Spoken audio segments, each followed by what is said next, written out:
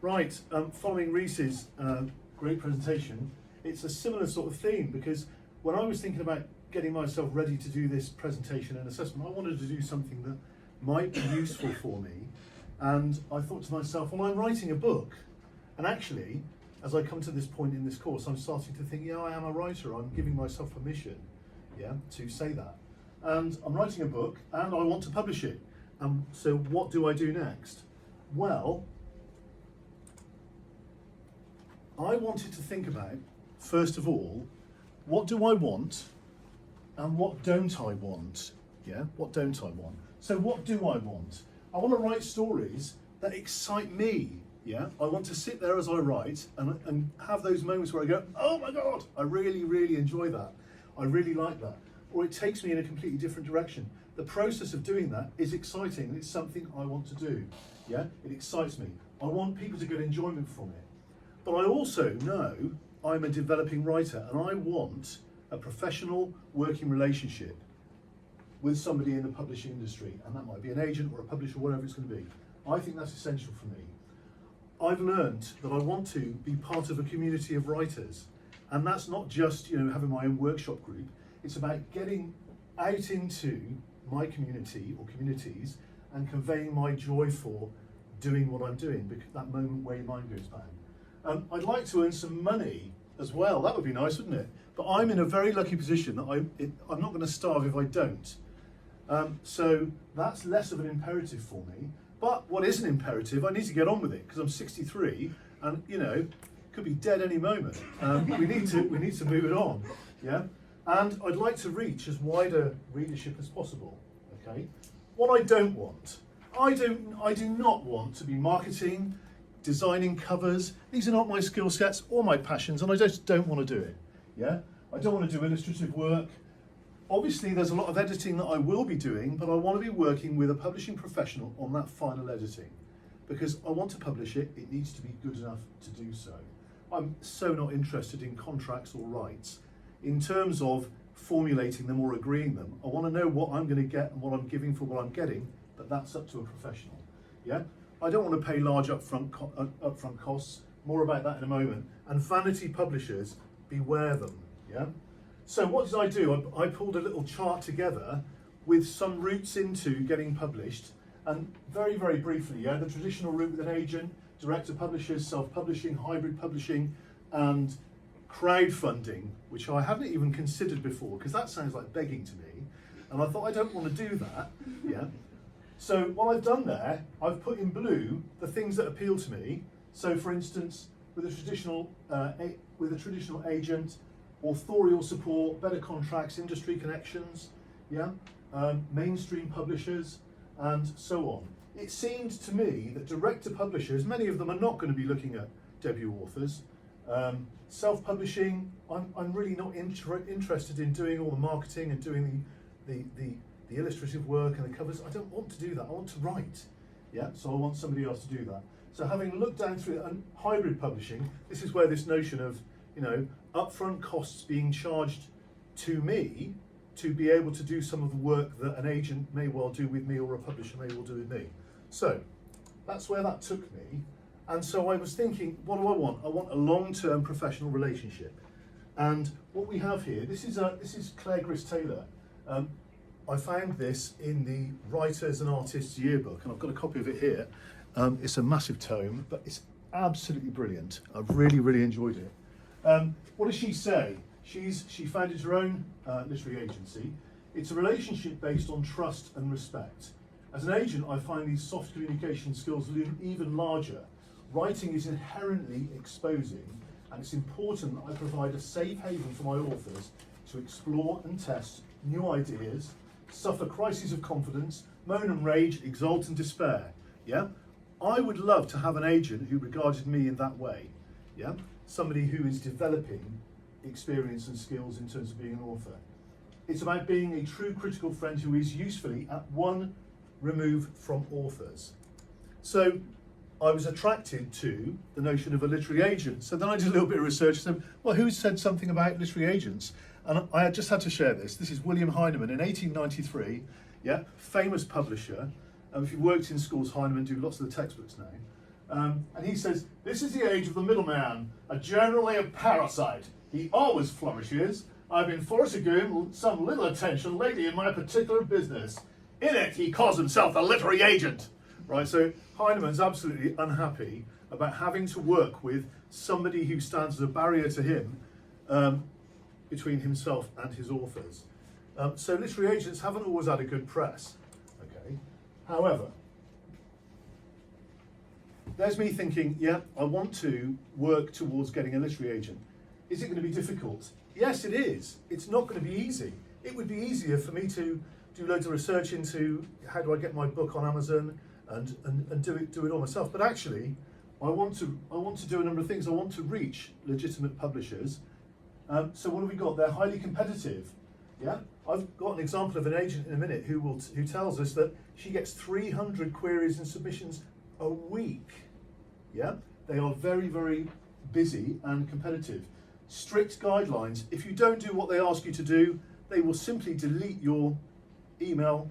They'll get rid of it. It's going to take time. Even getting an agent is no guarantee that you're going to get a deal. You've just decided that you're going to work with somebody to work towards getting a deal. And of course, for some authors, there's a potential loss of creative control. I thought about this and thought to myself, well, you know, if I'm prepared to be working with somebody as a critical friend in publishing, then I've got to be open to their advice and guidance in terms of getting my work ready for publishing. And if that means changing things, then so be it. Okay, so finding the right agent, a number of places where I looked, obviously the Writers and Artists Yearbook 2025, but there are other things too as well, the Bookseller, Query Tracker, yeah? Looking at agents' websites is a really useful thing to do in terms of checking submission guidelines, current clients, and the genres they represent. And also, some agents' websites, they have really useful blogs that give you advice on writing covering letters, how to put your query together, and so on. So, a couple of these I used. Now, this one is Query Checker. Query Checker, Google it, it's free, yeah?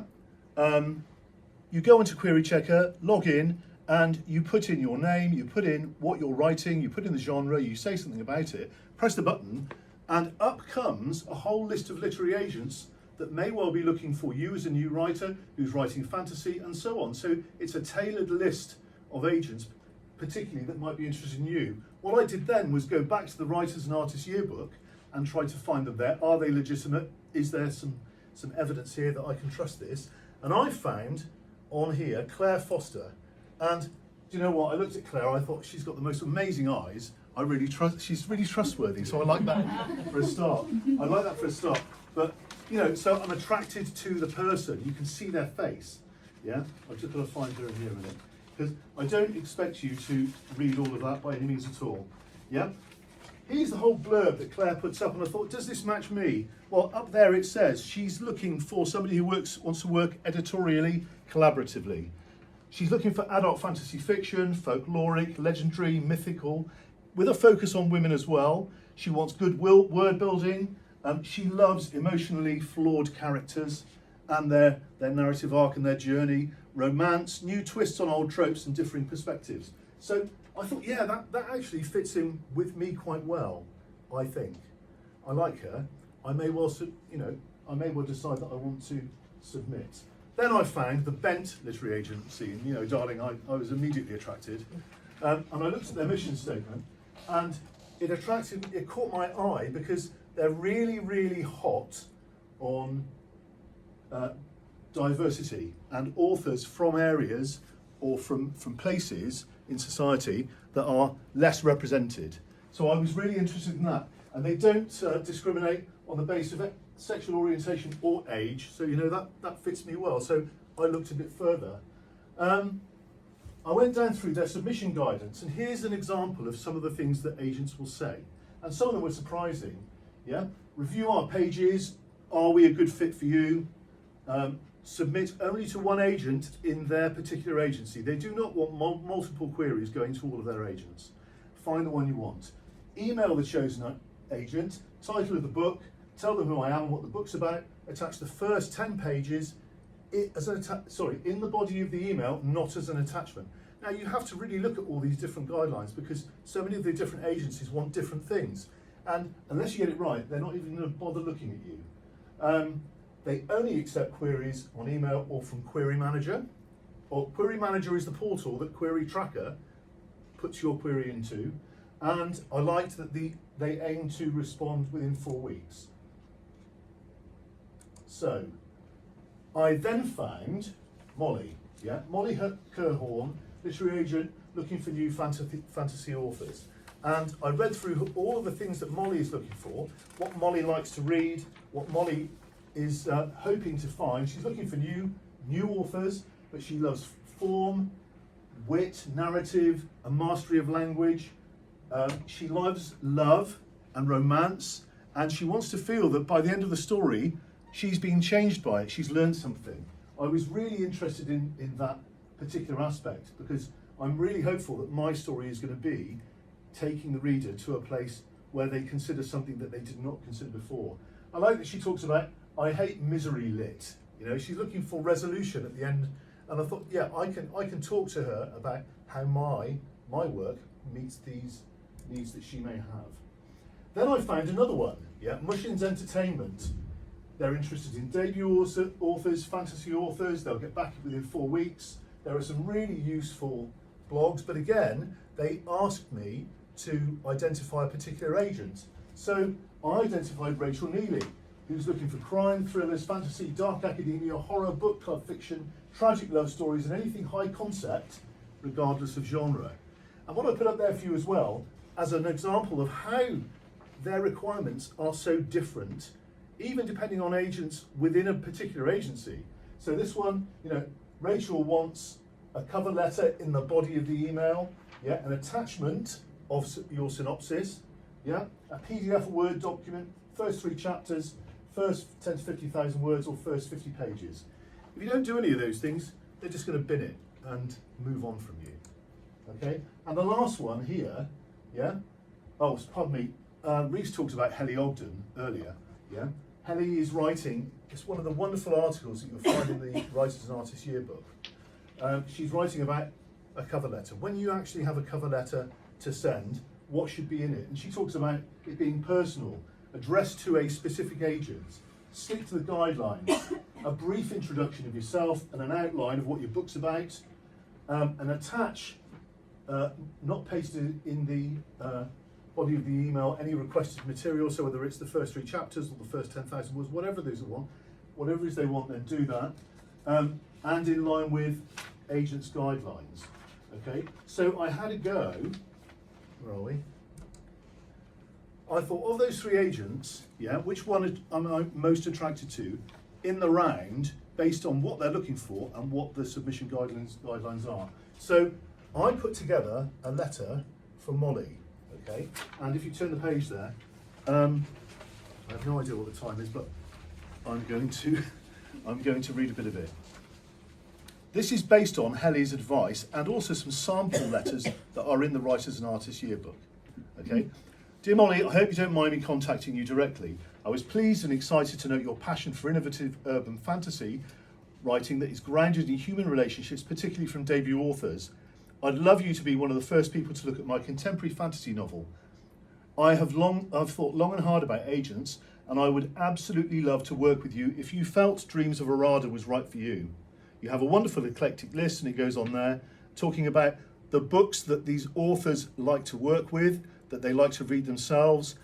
Does what I'm doing fit with them? Yeah, and then that centerpiece, which I'll talk about here, tells them about my book. My novel, Dreams of Arada, tells the story of Gabriel Jacques, a troubled, divorced, repressed bisexual father and abandoned son. Gabe's life is shattered when he's pulled from outside his flat in urban Cardiff to the land of Arada. Convinced that he is in a dream and that Arada is not real, the Aradans see him as their Ormora, the legendary saviour in their wars against Asmaron the Destroyer. Gabe initially utterly rejects their demands that he fulfill this role and return to wield the Earth Source Generis to save them. His journey, however, moves beyond his initial rejection of Arada. Look at that, that'd be thrown out immediately. Pardon me, but concludes with Gabe's cataclysmic confrontation of Asmaron the Destroyer, only to find that Asmaron is indeed Samuel Jack's the father that abandoned him after being snatched to Arada 30 years before. So that's an example of the letter, and you have a copy of that. So what do I know? Yeah, I know that the literary agent route is the one that I want to follow. I think I know where to look, what to look for, how to successfully submit a query. Yeah, what do I do next? Well, I keep hope, keep writing, and finish the book. Because before I do that, I can't do anything. Thank you.